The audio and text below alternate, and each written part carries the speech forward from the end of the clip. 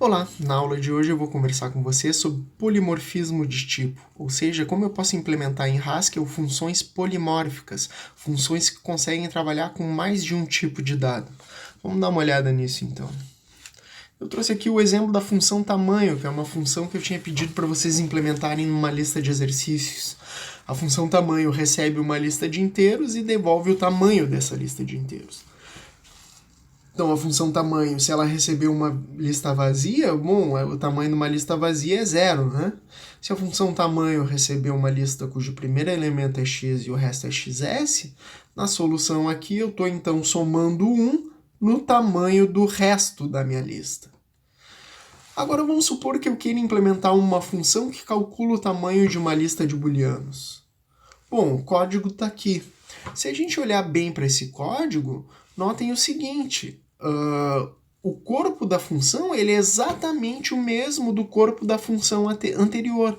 A única coisa que mudou aqui é o tipo, né? Se a gente olhar bem para esse código aqui, na verdade, esse código aqui ele consegue calcular o tamanho de qualquer tipo de lista, não somente o tamanho de uma lista de inteiros. Ou de booleanos, ele consegue calcular também até o tamanho de uma lista de listas, né? Então, só que como eu restringi aqui na declaração essa função para trabalhar com listas de booleanos, ela só vai funcionar com lista de booleanos. Então, como eu poderia dar um tipo para essa função de forma a ela poder calcular o tamanho de qualquer tipo de lista, né? Para fazer isso, eu teria que dar um tipo polimórfico para essa função. Esse aqui, então, é o tipo polimórfico mais geral para a função tamanho. O que eu estou dizendo aqui? Que a função tamanho ela recebe uma lista cujos elementos têm um tipo t qualquer e devolve o inteiro que é o tamanho dessa lista. Esse t aqui, então, é uma variável de tipo. É um tipo polimórfico que eu estou dando para essa função. Eu escolhi a variável t porque t me lembra tipo, né? Vocês podem usar qualquer variável aí. A, B, C também é muito usado. Eu consigo dar esse tipo polimórfico para minha função, porque se eu olhar para o código aqui, na verdade eu nunca estou olhando para os elementos, né?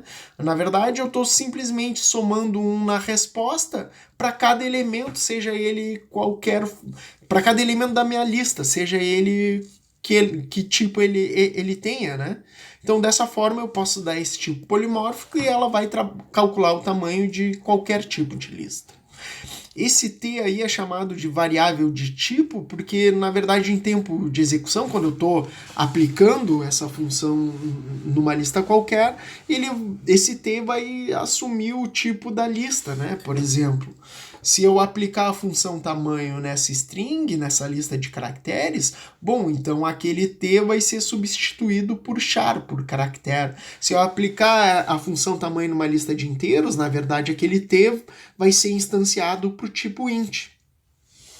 Vamos dar uma olhada num outro exemplo aqui. Aqui tem a vocês lembram que num outro vídeo eu falei com vocês sobre a função mapInt, que ela aplica uma função em todos os elementos de uma lista, né?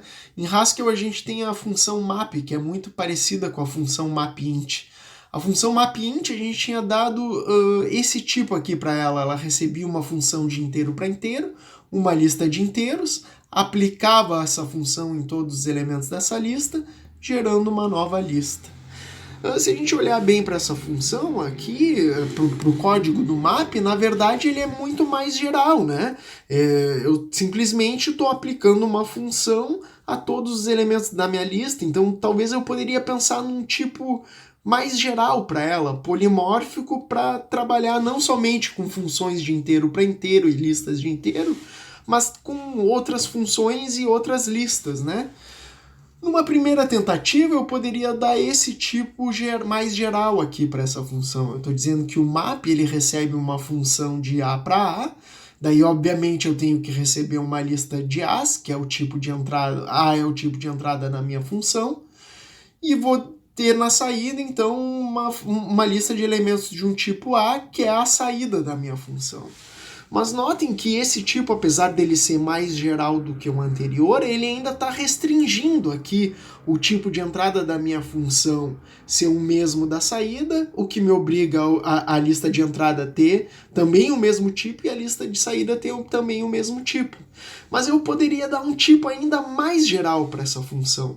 O tipo mais geral da função map é esse que está aqui, ó. Eu estou dizendo que ela recebe uma função de A para B, recebe também uma lista de elementos de um tipo A, qualquer, obviamente, porque esse é o tipo de entrada da minha função, e vai me devolver uma lista de elementos de um tipo B qualquer, que é o tipo de saída da minha função. Por que esse tipo é mais geral do que o anterior? O anterior me obrigava, né, a entrada da função ser o mesmo tipo de saída. Só que aqui também pode acontecer isso. Ó. Se eu passar uma função de inteiro para ela, então o A vai ser inteiro e o B vai ser inteiro. Consequentemente, a lista de entrada vai ser uma lista de inteiros e a lista de saída vai ser uma lista de inteiros. Mas eu também poderia passar para ela uma função de inteiro para booleano. Daí B seria booleano. Então ela receberia como entrada uma lista de inteiros e a saída seria uma lista de booleanos. E isso eu não posso fazer no exemplo anterior, porque ele está dizendo que o tipo de entrada e de saída tem que ser o mesmo. Então esse aqui é o tipo mais geral para essa função. A gente tem que sempre tentar, né, dar o tipo mais geral possível para as funções, de forma que a gente consiga reusar elas com um maior número de tipos diferentes. Vamos dar uma olhada num exemplo rápido aqui. Então aqui eu implementei a função tamanho, 3 versões, uma tamanho de lista de inteiros, uma que calcula o tamanho de lista de caracteres e uma que calcula o tamanho de qualquer lista, né, tendo um tipo polimórfico. A função tamanho 1, ó, ela calcula então o tamanho de uma lista de inteiros. Se eu passar para ela, por exemplo, uma lista de booleanos, ela vai me dar um erro.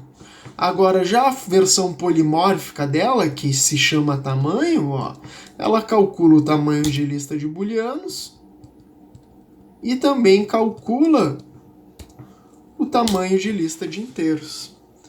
Era isso por hoje, gente. Tem agora uma lista de exercícios para vocês resolverem. Até mais, um abraço.